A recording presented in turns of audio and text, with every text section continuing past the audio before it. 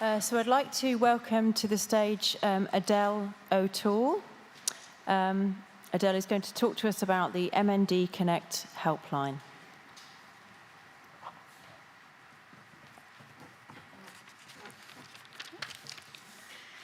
Good morning, everybody. I just wanted to say thank you for allowing me the opportunity today to talk to you about MND Connect. So MND Connect is the helpline for the Motor Neurone Disease Association, covering England, Wales and Northern Ireland.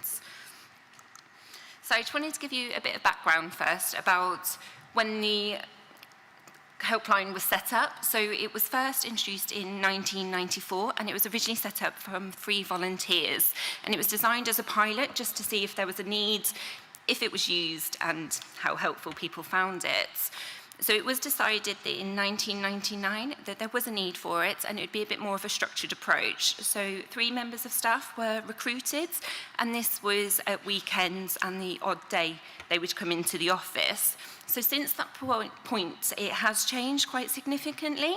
So we were only called MND Connect in 2007, and then in 2015, we received the Helpline Standard accreditation, and we were then re-accredited earlier this year as well. We have changed our phone number a couple of times over the years, and the most recent one was in 2016, where we launched our free phone number.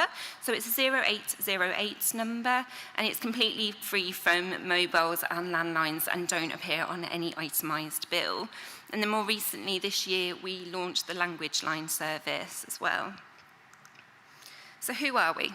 So this photo here is the daytime staff. We're broken up into daytime staff that cover Monday to Friday 9 till 5 p.m. And then evening is managed by evening volunteers, and they do 7 p.m. till 10:30 p.m. And we currently have 16 volunteers, and the phone system allows them to log in from their homes, and they cover on average 2 evenings per month. In the daytime, we have 5 advisors, so 2 full-time advisors and 3 part-time. We all have health and social care backgrounds, which include nursing, occupational therapy, and speech and language therapy. And we also have 1 daytime volunteer who isn't on this picture, unfortunately, but she comes in the office, and she used to kind of be a paid member of staff on the helpline. So our aim. So we say that our goal is to provide emotional support as well as reliable and accurate practical information on all aspects of MND. So that's really why we're there and what we do. So, as I said, in 2015, we went through the accreditation process, and we were awarded the Helplines Partnership. So the Helpline Standard is a nationally recognised quality standard which defines and accredits the best practice in helpline work. And being awarded this accreditation is an excellent way of us to ensure that we are effectively meeting the needs of our kind of service users. And it's something that we're really proud of, and that's why we decided to go through the re-accreditation at the start of this year as well. And at the bottom, there's just a quote from the Helpline Standards Assessor of when she came out to visit the service in 2015. And I think that's just something that we really like from all the hard work kind of that we put into it. It was just really positive kind of feedback for us. So we provide support and information to a wide range of people. So one thing I would say is when we say information and support, that can either be via telephone, via email. We get the occasional letter still, and we have a thread on the online forum, which I will talk a little bit about.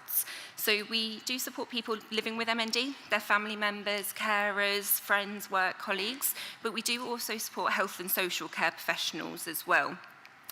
Similarly, we do support association staff, and we do have volunteers, so whether that's association visitors who kind of go out and support people on a one-to-one basis, or our branches and groups as well. And the bottom one is people concerned they may have MND, so that might be that they are starting the process of kind of going to their GP because they're concerned about symptoms, or they might have a family history of MND and just want somebody to talk to, or they might have already been to neurologists and they've been told that actually the symptoms they're having aren't MND, but they're still concerned.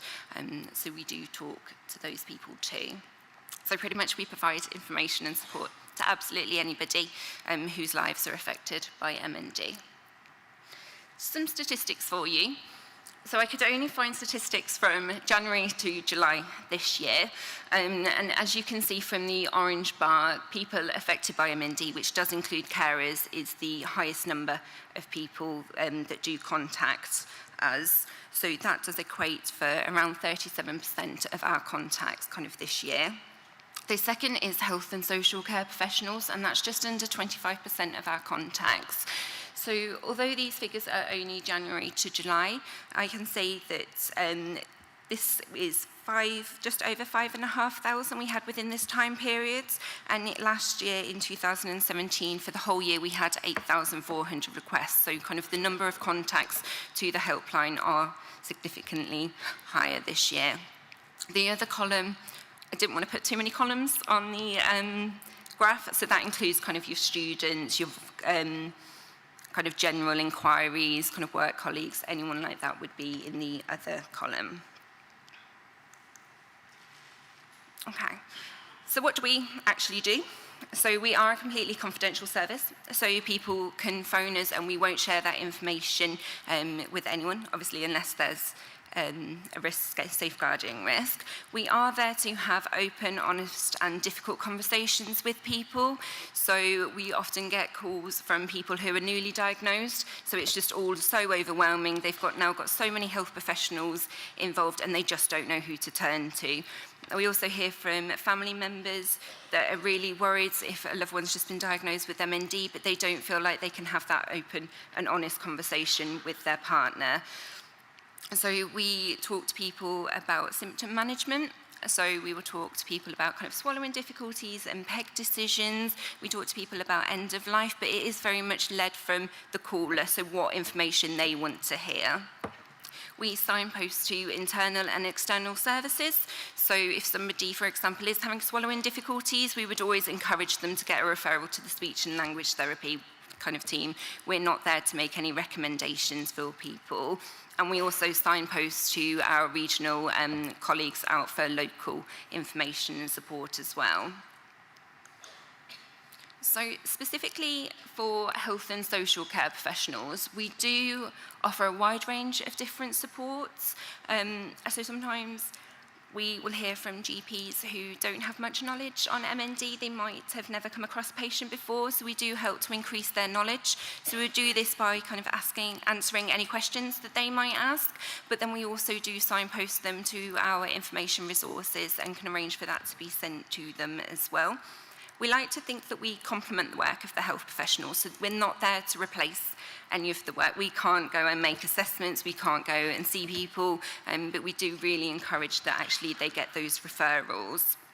And we are there to support health professionals emotionally as well.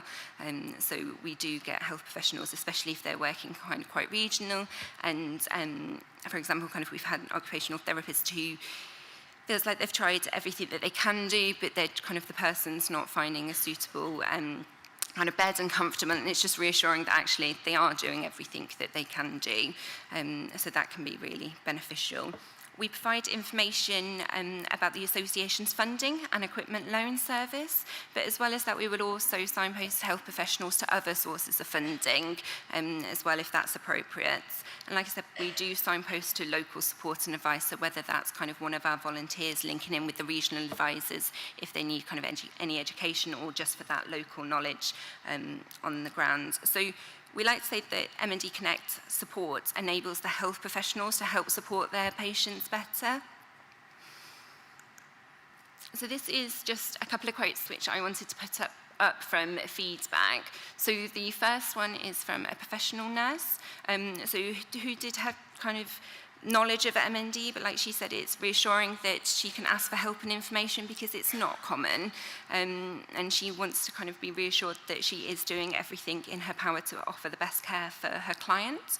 The second one at the bottom is from a person affected by MND, and just saying kind of you went the extra mile with the information and assistance.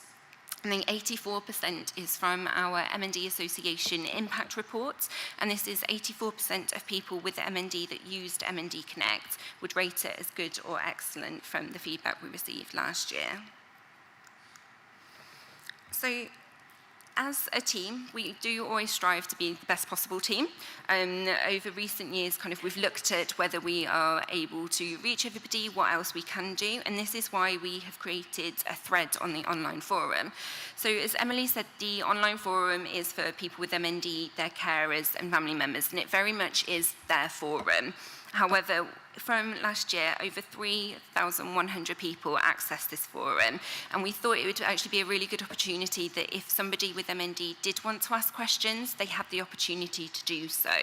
So we have now an Ask MND thread, so if somebody posts a question in there, we will respond to them. We do also encourage other users of the forum to respond also, and it can really generate a really good discussion as well. We, at the start of this year, launched Language Line. So this is for people where English isn't their first language, or they won't be able to feel comfortable holding down a conversation in English. It's a planned three-way call with an interpreter. So either a health professional can phone and we can set up a convenient time. And I believe they do cover most languages. There's never been one that we haven't been able to access, and it just allows the opportunity, so actually that person is still able to access our services where they wouldn't have been able to before. We had a new database, and we now have a caller ID pop-up system. So this is where if the telephone number is on somebody's records, when they phone, and that number will generate and open that person's records. And the cases where this has been really helpful is someone, for example, is really dysarthric, and you can't actually get that information via their postcode over the phone. We can actually see who is on the end of the phone, and often they tend to be returning calls through other departments, so we can see that, and it's less distressing for the service user. A couple of months ago as well, we've started to look at what the impact of our service is. So although we've got feedback that really positive feedback about people that use our service, we want to know what impact it has on them. So whether it's empowering them, that now they feel like they are empowered, they can go and have those conversations with health professionals, or that they now feel that they know more about the disease. And we weren't really ever capturing that information. So we have set up a really short SurveyMonkey link, and we include it on all of the bottom of our emails, and we just ask people to just complete that, and it's a couple of questions, and it is looking at measuring the impact of the service.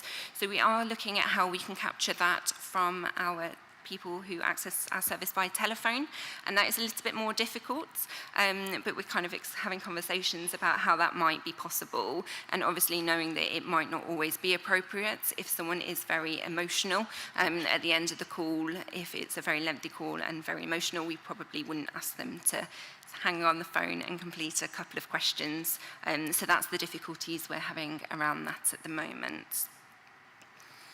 So like I said, we are always looking at developing, and we have been thinking what else we can do. There's obviously people out there that don't want to actually talk on the telephone. Emails can be really effortful, and that's why the forum is good, but what else can we do?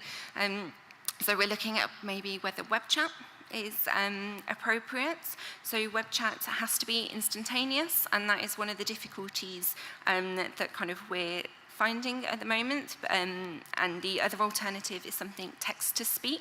So it's basically where you text the number, but you get an alert on our phone system. So although the response needs to be quick, it doesn't need to be instantaneous. So we do know another charity that's currently piloting this at the moment. So we are quite interested to see what their findings are and their outcomes. We are also considering maybe looking at call queuing, so the person would have the opportunity to stay on the phone if they wanted to, rather than leaving a message. We don't know how that would go. It's still very much in the pipeline and just an idea. And then we're also looking at growing an information bank of organisations. So that's very much an internal team thing. So when a health professional phones, or a person with MND or affected by MND phones, we have a list of organisations who can support that person as well. So the take-home messages today. It was just mainly if you are working in England, Wales and Northern Ireland, know that the helpline is there to support you. And kind of the second one follows on from that, knowing that kind of by working in collaboration with the helpline, we can help you to support your patients living with MND and their carers as well. And then kind of where possible, kind of just to kind of encourage thinking about maybe similar developments in other areas of the regions. That's everything. Thank you.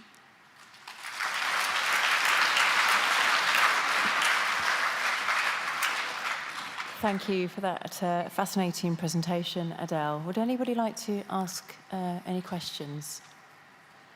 Yes, we have a lady here at the front. Could you please, when people are asking questions, could you just state your name and where you're from, please? I'm Donna Harris. I'm from America. Your volunteers, how are they trained?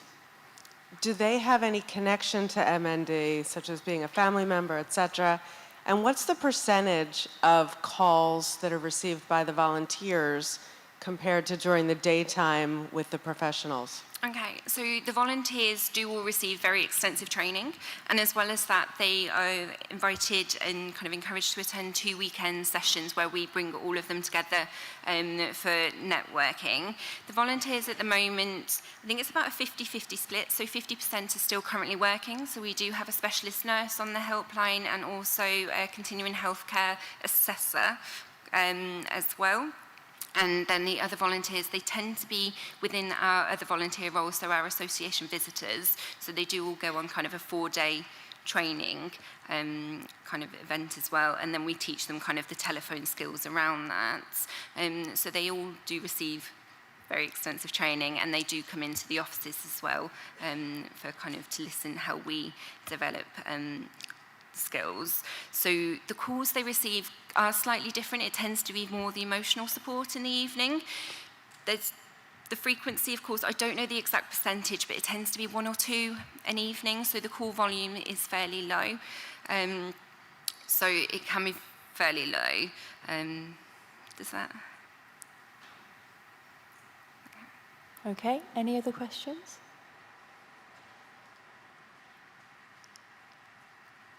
I just have one question, Adele.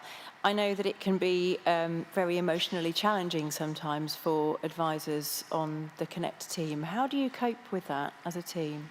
I'd say as a team, we're a really close team, and we've worked together for a very long time. So because we all sit really close together, we can often hear before the call's ended whether it's an emotional or distressing call. We are really supportive, so we discuss the call through kind of confidentially and allow that debriefing. With our phone systems as well, we can just log off. So then you're not available to take another call if needed. So you do have kind of that time to go and make a cup of tea, go and chat to kind of another colleague and just kind of make sure you're emotionally kind of prepared. But I think with our backgrounds as well, it's helped because we are all kind of quite good at taking that on and not letting it affect us. But I'd say kind of because we're all together, it helps. Any final questions? I think we're all done. Thank you, Adele. Thank you.